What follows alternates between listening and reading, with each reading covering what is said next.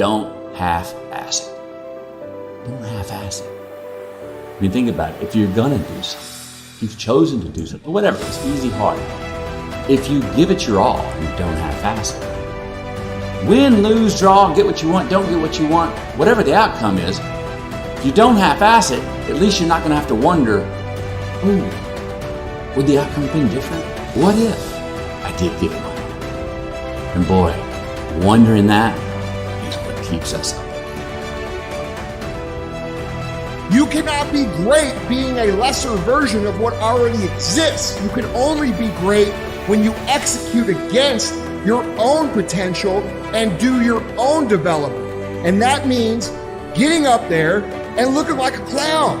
And it means taking little bitty steps forward every single opportunity you get. Life is 10% what happened to you. It's 90% what you do about it. You got to stop tripping every time something happened to you like it's the end of the world. It ain't. Just change your mindset. If you want to be the best, you watch the best. You look at the best. You watch them and you have their lifestyle. Don't be like this, have their lifestyle. And it'll take you anywhere you want to go. That's the only way you ever get where you want to go. You have to take a path that's dangerous, and most people want to take the safe path. The safe path leaves you stuck in quiet desperation almost every time. It's hell. Motivation is a feeling that comes and goes, and it doesn't matter whether it's there or not. Discipline is infinitely more important. So no matter how you feel, get up and do what you're supposed to do. That's it. And that's discipline. It's not motivation. If you only did what you were supposed to do when you were motivated to do it, that's leaving it to chance. But if you're disciplined, you go do what you're supposed to do. That's the way it works. It's more important to own your weaknesses. We like to run away from weaknesses. Like for instance, if you're good at running, all you want to do is run. If you're great at reading, you have several books. But we don't do those things that we're not good at. So for me, I realized, man, like I keep on running away from these things I'm not good at. I have to dive into these things. I have to become one with these things. So I made this long list of things I don't want to do. And through that, I found myself. So I started seeing myself very differently than the average human being. I was like, hang on a second. I have something they don't have. And that's when I started to develop these things through working out. It was this great, never-ending work ethic. The more you put into anything in life, the more you're going to get out. Now, for whatever reason, people understand this. And they understand that the more you put into building a business, the more you're going to get out of it. The more hours you spend working on anything, the more you are going to get out. Work pays. They print money, they don't print time. They don't print opportunities. You can lose money and get it back. You can't get time back. You can't get experiences back. Worship getting your time back with your family. Average people focus on money. The great focus on time, because I can't get my time back. Do you have the guts to fail? If you don't fail, you're not even trying. To get something you never had, you have to do something you never did. Don't give up. Don't let the world get you down. When it does get you down, get up and write what you want out of your life and don't fucking stop. You know what I'm saying? There ain't no vacations. Only with people with credit card debt take vacations.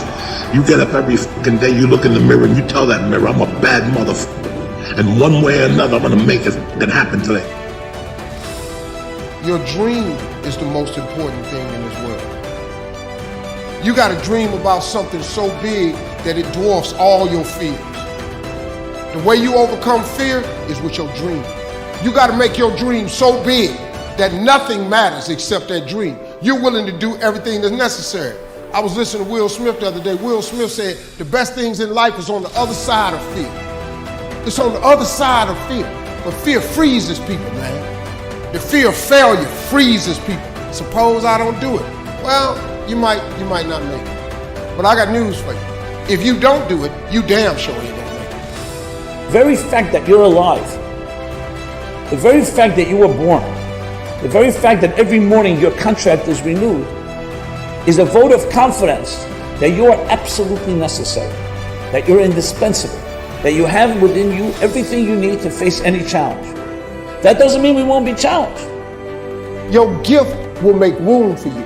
Now, what is your gift? It's the thing that you do the absolute best with the least amount of effort. That's your gift. Quit running away from the gift. Your gift will make room for you. Stop trying to be something you ain't gifted at. You have to understand, if you don't execute on the plan, if you don't get up in the morning when you're feeling tired, scared, if you don't execute, you're not just cheating yourself. You're cheating your family, you're cheating your employees, you're cheating your team, whatever you're a part of. It's bigger than you, man. All failure is psychological.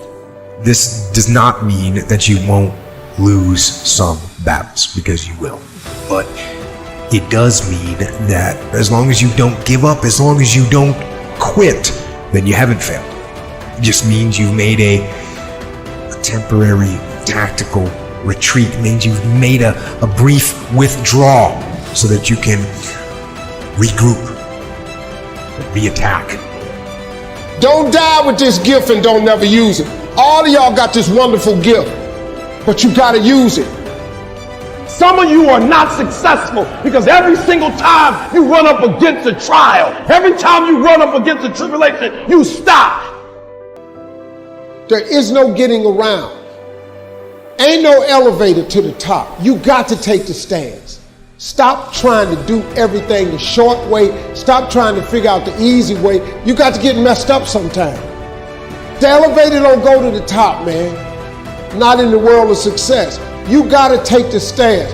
You got to understand that success, you can't Google success. I want to talk to you today about the power of I am.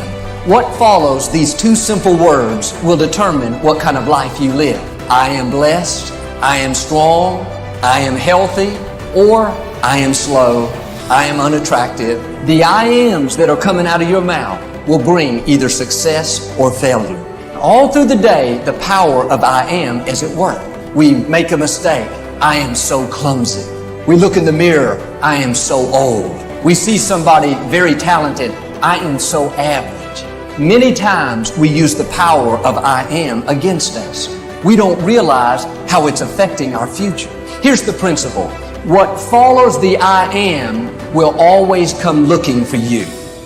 Stop complaining and do me a favor. If you want to make a difference, all you got to do is one thing. This is how you get started. You want something different? Listen to me. All you got to do is make a decision. That's it. See, when you begin to understand and acknowledge your fear, and you go forth anyhow, you go forth in a spirit and a knowing that there's a way that you can begin to handle this. There's a way out here somewhere. There's a solution.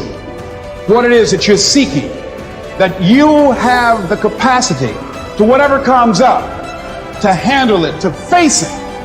And rather than feeling powerless, you begin to feel powerful.